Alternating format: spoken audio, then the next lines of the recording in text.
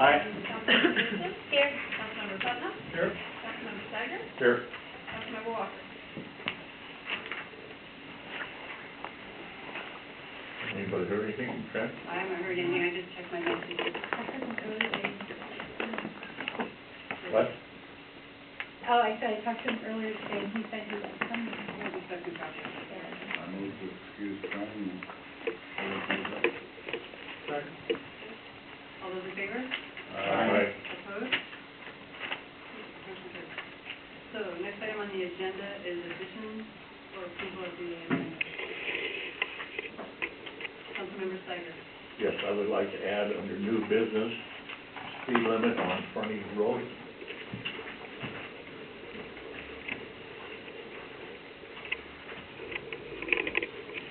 So that would be item O. No, I don't know, where is it? Yeah, okay. Out.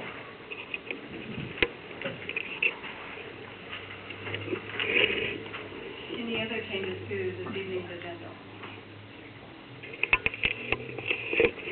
Seeing none, all those in favor of the agenda as amended? Aye. Opposed? Okay, seeing none, motion carries. Next item on the agenda is audience comment. So I hope I say your name correctly, Mr. Shago. Yes. Come on up. Please state your name and address for the record. Okay, my name is Bob Shago. I live at 37420 51st Avenue South, City of Pacific, up on the West Ridge, on the last street in town. And I have a problem at my place. I've lived there since about 1977 with stormwater, and my property has had a ditch engineered through it by previous owners, property owners. I'm not sure who did it. It was there when I moved in, and it overflows, flow down to my neighbor's house. And since in previous reports of this stormwater issue, there had been no action taken. I took action on myself to stop paying my bill, and now I'm being assessed for a lot of interest and whatnot on it. Finally, this last week, a formal report was filled out by Mr. Shunke, the stormwater manager. So what I would like is I would like to be exempted from paying stormwater fees and request that some maintenance be done to move the stormwater from my property down to 375th, where a current stormwater drain exists that takes it down the hill to, I don't technically know where. But right now the property runs full width of ditch runs full width of my property and drains out into my neighbor's 2.5 acres and just disperses from there. Okay, so it sounds to me like you have two different items that we're looking at. Has this gone to Finance Committee? I haven't heard about this. Okay, so I would like to refer, as far as the fee, to our Finance Committee, and then regarding the stormwater, if we can refer it to Public Works to take a look at that. Okay? So thank you so much. Then Ken and Public Works will be able to help you. When is the Finance Committee meeting again? March 11th, I believe. Yeah. So, and at the Finance Committee, they'll be able to take this up, and they'll make sure that Okay, and when would that be? March 11th, they meet right here at 6:30 is your committee meeting. Yeah.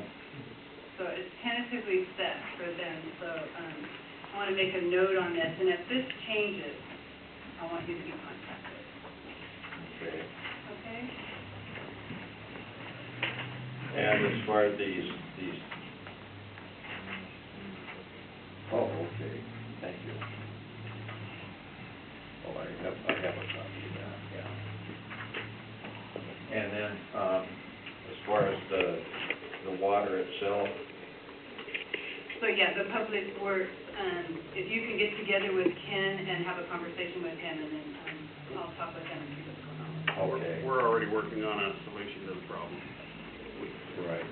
Excellent, okay, good. So if you two can just keep in communication, that would be great. Thank you so much. Thank you. Okay, next, Gene Fenster.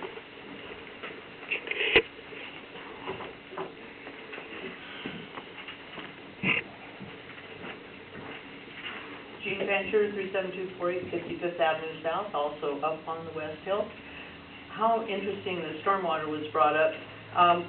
While I was looking for something else, I just tripped over some ordinances and codes, and I thought I'd bring it to the council's attention since it was discussed a couple of weeks ago.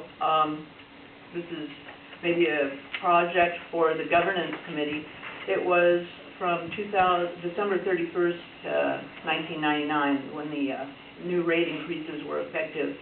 And it was Ordinance 1431 sewer rates, Ordinance 1434 garbage rates, Ordinance 1438 water rate increases, and Ordinance 1441 stormwater management. So I know there was a discussion 2 weeks ago that you increased rates using resolutions, citing that it had always been done like that. So I thought I'd bring it up that it hadn't always been done like that. Also, there was a discussion about, we had city manager discussed, finance director discussed, and there was an ordinance passed, if I've got it here, well anyhow, it's kind of was in about the same time, but around the same batch of ordinances, there was one defining a city manager, and I actually have the piece of paper here. Ordinance 1435, changing chapter 2.17, city administrator, and it established a city administrator who would have the responsibilities of the finance director. So I'll just pass that down to the mayor, and thought you, governance committee, might want to take a look at some of that stuff. When you go on the city website and go through the list, a table of ordinances, some ordinance links are hot, they're underlined, and others are not. Nothing comes up. So I don't know if, it's paper copies like I've kept from the 80s and 90s that can be used by the city clerk to update, but it's just quite interesting to go back through old notes and see what's existing and what's not. Thank you. Great, thank you, Dean. So, did you guys get all those ordinance numbers regarding? And this is the second one. It's 14031 or 31. And what was the second one? They're pink or yellow. You can just pass the binder down when you're done.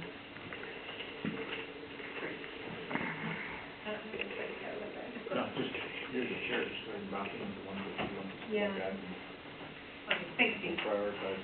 Is there anyone else that would like to address the council for public comment? Seeing none?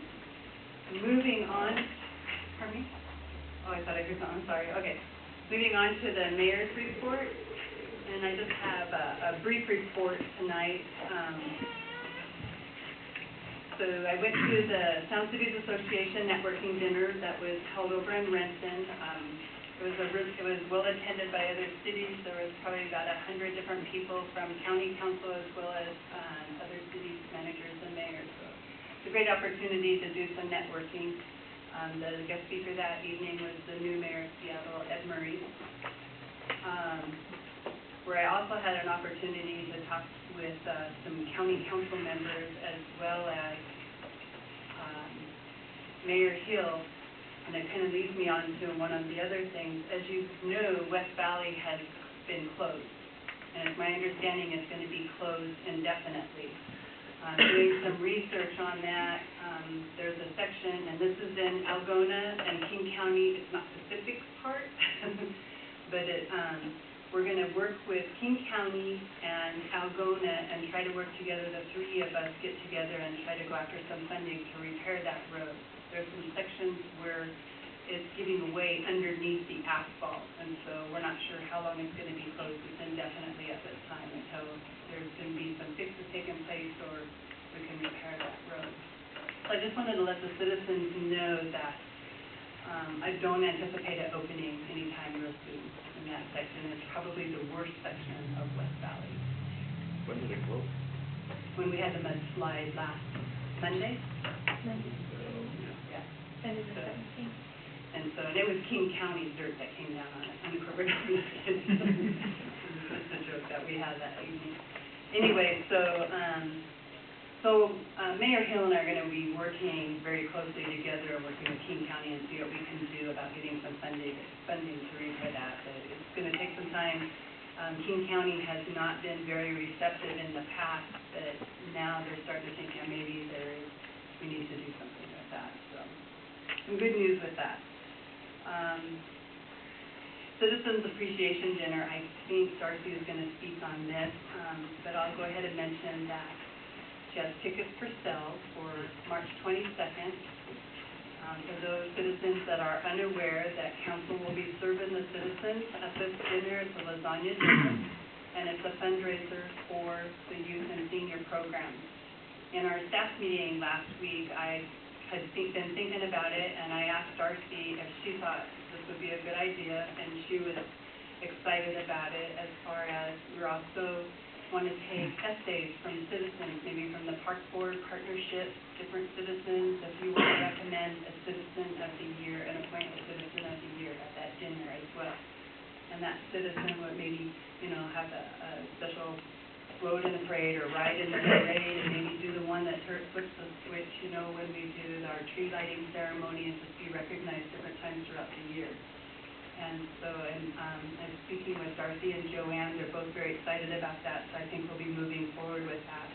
And probably we'll want to find somebody, maybe a council member, and somebody from the park board, maybe be interested in a little committee and being a part of that selection process of choosing a citizen of the year, and that we make this an annual event, and every year that we recognize that citizen that's, gone out above and beyond.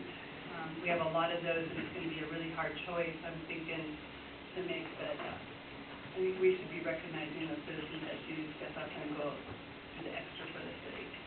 So I think I'm excited about it. It'll be a lot of fun. I want to invite the Auburn Reporter and have them here, take a picture when we recognize that person at the dinner, and just make a real big deal out of it. So anyway, let the record reflect that Councilmember Walker has made it.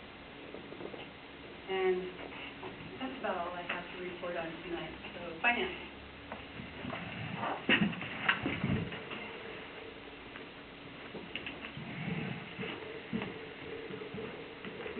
Good evening. I was with the state auditor today, and he had a couple questions for me, and then he said I would please pass by the council that he'd like to have the exit conference next week sometime, whatever time and day worked for the council. I spoke to the mayor about that. I got a call back later from the state auditor telling me he needed one more report from our attorney. So hopefully you got that email, you can get that to me this week so we can get that done. And then we'll have the exit conference next week, and so it's looking pretty good that we won't have any problems with that. I should have the first financial reports from Bias for January and February sometime. January will be early in March, and then February will be probably mid-March. I'll go over that with the finance committee and the mayor. And finally, I have a meeting tomorrow, a short meeting with Ron Tiedemann, the director of Auburn's IT, and we're going to discuss some things. Among the main topic for me is the ILA. They emailed me a interlocal agreement for this year about a week and a half ago. Actually, he did. He'd forgotten that the last ILA had expired as of 12/31. And I went over with the technology committee last week, or maybe 2 weeks ago. Was it last week? Okay, yeah, 2 weeks ago, we talked about how they were trying to raise the rate 8% for the monthly amount. And so I was told by the committee to go back with 2% and see what they said. It's still a ways out from happening. We have to have him meet with the committee and then talk to his group of people. So that probably won't come to a council workshop. I think maybe we meet next on the 6th, so probably the workshop after that in March. Is there any questions?